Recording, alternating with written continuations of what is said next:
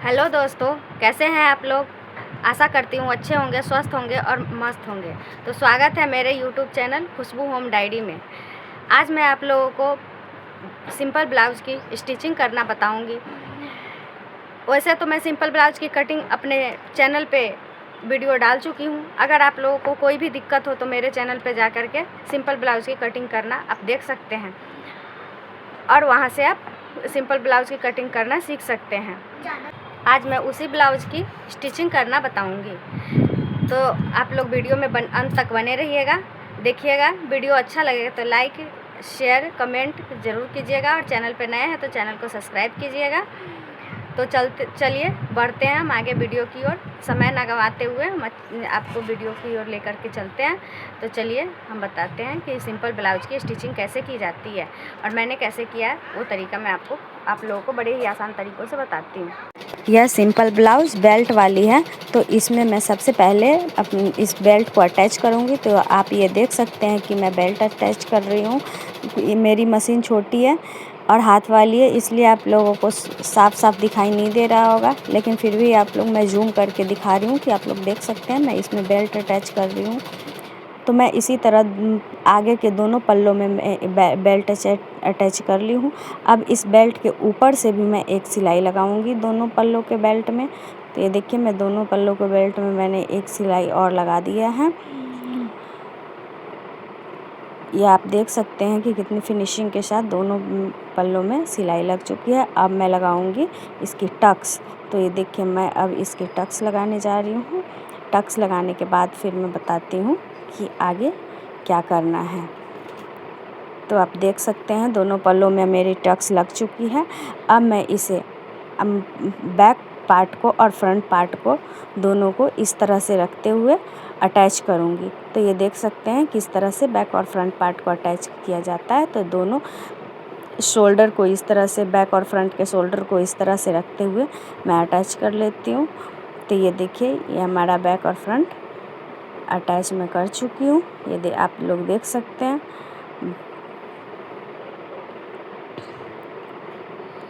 अब मैं लगाऊंगी इसकी बटन पट्टी। तो बटन पट्टी आप देखिएगा, मेरा हुक वाला ब्लाउज़ है, तो दाएं साइड में मैं हुक लगाने के लिए बटन पट्टी लगाऊंगी और बाएं साइड में काज बनाने के लिए लगाऊंगी।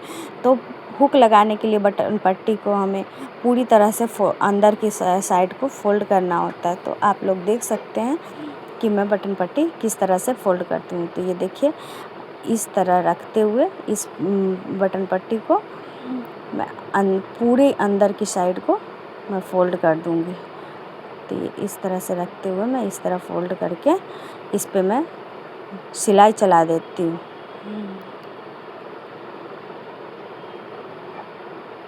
तो देखिए, मैं हुक की साइड बटन पट्टी को मैंने सिलाई चला दिया है और काज बनाने के लिए मैं इस तरह से मोड़ते हुए आधा मैं अंदर की साइड को रखूँगी और आधा बाहर की साइड को फ़ोल्ड करते हुए इस तरह से इसमें सिलाई चलाया जाएगा। तो आप लोग देखिए कि इसकी सिलाई किस तरह चलाई जाती है। तो ये आप लोग देख सकते हैं कि मेरा दोनों बटन पट्टी लग चुका है। ये देखिए, किस तरह से बटन पट्टी हमारा दोनों लग चुका है। इसके बाद मैं अब आगे देखिए मैं क्या करती हूँ। तो मैं आगे बैक पार्ट की टक्स लगाऊंगी। तो ये मैं बैक पार्ट की टक्स लगा रही हूँ। तो ये देखिए, हमारा बैक पार्ट का टक्स लग के तैयार हो चुका है। अब चलिए मैं आगे का प्रोसेस बताती हूँ। अब आगे के प्रोसेस के लिए हमें गले में पट्टी अटैच करना है। वो अब देखिए, मैं गले में पट्टी किस तरह से अटैच करती हूँ। तो मैं पहले भी कटिंग के समय भी बताई थी कि गले में पट्टी हमें किस तरह जोड़ना है। तो हम इस तरह से पकड़ करके हमें पट्टी को पहले जो दोनों पट्टी को रख के जोड़ लेना है। इसके बाद गले के ऊपर पट्टी को रखते हुए हल्का सा आगे करके इस तरह फ़ोल्ड करते हुए हमें पट्टी को अटैच करना है, क्योंकि बाद में हमें मोड़ने में दिक्कत ना हो। तो इस तरह करते हुए मैं अब गले के पट्टी पे सिलाई चला दूँगी। तो ये देखिए, मैं गले की पट्टी पे सिलाई चला रही हूँ। और सिलाई चलाते समय ये ध्यान रखना है कि नीचे के कपड़े को, हमें ब्लाउज़ के कपड़े को हल्का सा लूज़ और ऊपर के कपड़े को हमें खींच करके इस पे सिलाई चलानी है। तो देखिए आगे में भी मैं थोड़ा सा ज़्यादा रख के काट के कपड़े को फोल्ड करके इस तरह से मैं मोड़ के सिलाई चला देती हूँ। ये देखिए मेरे गले की पट्टी अटैच हो चुकी है। ये कितनी फिनिशिंग के साथ अटैच हुई है। अब इसके बाद मैं इसको फोल्ड कैसे किया जाता है वो बताती हूँ। इस तरह से रखते हुए ऐसे करते हुए मैं इसको डबल करके फ़ोल्ड कर लूँगी और इसको मशीन पे रखते हुए एकदम बड़ी आसानी से इसकी मैं सिलाई करूँगी। ये देखिए इस तरह इसकी सिलाई करनी है। इस तरह फ़ोल्ड करते हुए ऐसे डबल फ़ोल्ड करते हुए हमें सिलाई, अब बड़े ध्यान से देखिएगा क्योंकि यही पट्टी बनाने में बहुत लोगों को बहुत सी परेशानियाँ होती है। तो ये आप देख सकते हैं किस तरह पट्टी, तो हमारी पट्टी भी बन के तैयार हो चुकी है। अब ये देखिए मेरा गला भी तैयार हो चुका है। अब इसको तुरपाई करते टाइम इस तरह फोल्ड करके हम ऐसे तुरपाई करेंगे।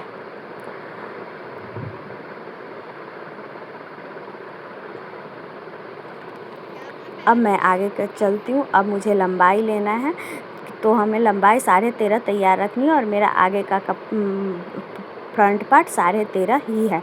तो मैं इसमें आगे कपड़े को अटैच करूँगी फ़ोल्ड करने के लिए। तो ये देखिए मैं इसमें कपड़े को अटैच कर चुकी हूँ और दूसरे पार्ट में ये देखिए मैं अटैच कर चुकी हूँ। इसकी लंबाई लगभग 1.5 से 2 इंच होगी। तो इसमें भी मैं इस तरह से फ़ोल्ड करते हुए मैं इसको अटैच कर देती हूँ। तो ये देखिए किस तरह से कपड़े अटैच किए जाते हैं।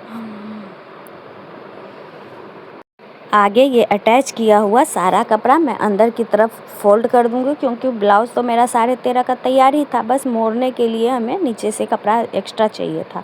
तो ये सारा कपड़ा मैं अंदर की तरफ फ़ोल्ड करके इस तरह सिलाई चला दूँगी। तो ये देखिए आप लोग इसी तरह से सिलाई चलाइएगा अंदर को कपड़ा फोल्ड होते। ये देखिए हमारा आगे का फ्रंट पार्ट अब तैयार हो चुका है। अब मैं इसी तरह से बैक पार्ट की लंबाई लूँगी। तो लंबाई मैं 13.5 पे ले करके इस तरह से फिटिंग का निशान लगा लूँगी। ये देखिए मैंने 13.5 पे इस साइड से भी और 13.5 पे इस साइड से भी मैंने निशान लगा लिया है। अब इसको इसी तरह से फ़ोल्ड करते हुए मैं बैक पार्ट पे भी सिलाई चला लूँगी। तो चलिए मैं इस बैक पार्ट की सिलाई कर लेती हूँ। मेरा बैक पार्ट का भी सिलाई हो चुका है। अब मैं इसमें फिटिंग का निशान लगाऊंगी और उस ब्लाउज़ की फ़िटिंग करूंगी। तो ये जितने एक्स्ट्रा कपड़े हमारे बच रहे हैं उस सब की हमने कटिंग कर दी है। अब मैं चलती हूँ बाजू के लिए।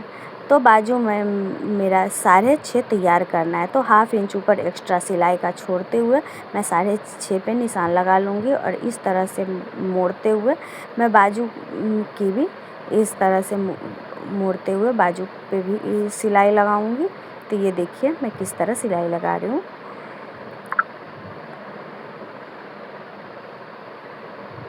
ये मेरा दोनों बाजू की सिलाई अब लग चुकी है। अब मुझे इस बाजू को इस शोल्डर में अटैच कर देना है। तो देखिए मैं शोल्डर में अटैच किस तरह से करती हूँ। ये आगे का जो ये छटा हुआ भाग होता है वो हमें बाजू में जस्ट वही छटा हुआ भाग हमें आगे से अटैच करना होता है और पीछे वाला बिना छटा हुआ हमें पीछे बैक पार्ट में अटैच करना होता है। तो ये देखिए मैं किस तरह से इसको सबसे पहले इस तरह से मिलाकर हम ये देख लेंगे कि कपड़ा हमें कहीं से छोटा बड़ा तो नहीं हो रहा। और इसके बाद मैं इस तरह रखते हुए अब बाजू को भी इसमें अटैच कर दूँगी। तो ये देखिए मेरा बाजू हो चुका है अटैच। अब आगे चलते हैं। इस तरह से आप देख सकते हैं कि मेरा बाजू किस तरह फिनिशिंग के साथ अटैच हो चुका है। अब देना है हमें इस ब्लाउज़ का फाइनल लुक, जो कि मुझे फिटिंग। तो अब इसको हम फिटिंग देंगे इस तरह से अच्छे से मिलाते हुए मैं दोनों बटन पट्टी को रखूँगी। इसके बाद सबसे पहले मैं इसकी बाजू का फिटिंग दूँगी। तो बाजू मुझे चाहिए 6 इंच। तो मैं बाजू को इस तरह से रखते हुए मैं 6 इंच पे निशान लगा लूँगी। तो ये देखिए मैं 6 इंच पे निशान लगा रही हूँ। इसके बाद मैं अब दूँगी सीना। तो सीना मुझे चाहिए 40 इंच का, तो 20 पे निशान लगाऊंगी मैं। तो ये देखिए मेरा 22 तैयार है। तो मैं 1 इंच इधर से एक्स्ट्रा 21 पे और 1 इंच इधर से एक्स्ट्रा कर दूंगी, तो 2 इंच मेरा निकल जाएगा, तो बचेगा 20 इंच। तो 20 इंच मेरे 40 इंच की सीना निकल जाएगा। इसके बाद मुझे 34 इंच कमर का निशान चाहिए। तो कमर मेरा टोटल है 38, तो मुझे 17 पे चाहिए। तो मैं इधर भी 1 इंच और फिर इधर से भी 1 इंच एक्स्ट्रा मैं निशान लगा दूंगी। तो मुझे 17 इंच का कमर का भी निशान लग चुका है। तो अब इस तरह से मिलाते हुए मैं यहाँ पे फिटिंग का निशान दे देती हूँ, और फिर इधर भी उसी तरह से मैं फिटिंग का निशान देकर अब चलती हूँ मैं सिलाई चलाने। तो ये देखिए इस तरह फिटिंग पे मैं अपना सिलाई मशीन रख कर सिलाई चला दूँगी। आप लोग देख सकते हैं कि मैं फिटिंग दे रही हूँ, इस तरह रखते हुए मैं फिटिंग का निशान लगा रही हूँ। अब ये देखिए फाइनली मेरा ब्लाउज़ हो चुका है तैयार। तो आप लोग बताइए कि आप लोग की मेरी सिलाई कैसी लगी। अगर अच्छी लगी तो लाइक, कमेंट, शेयर और सब्सक्राइब।